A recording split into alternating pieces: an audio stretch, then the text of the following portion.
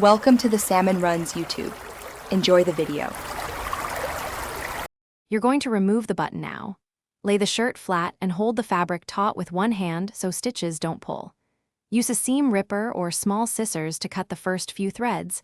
Cut close but not into the fabric. Once you see a gap, switch to tweezers and pull loose threads gently. Make sure to keep the button attached until at least 2 threads are cut. This prevents unexpected tearing and gives you control as you continue.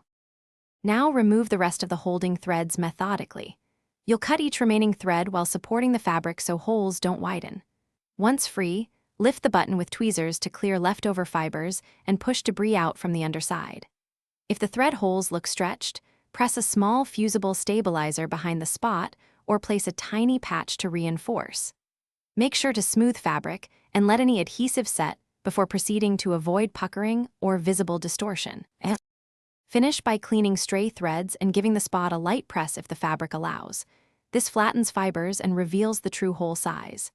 If the hole is obvious, stitch a small darning or sew a replacement button over a reinforced backing. Once done, test the area by gently stretching. Make sure there's no new tearing.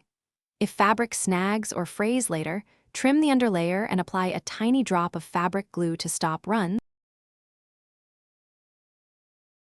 Thanks for watching. Consider subscribing if we helped you.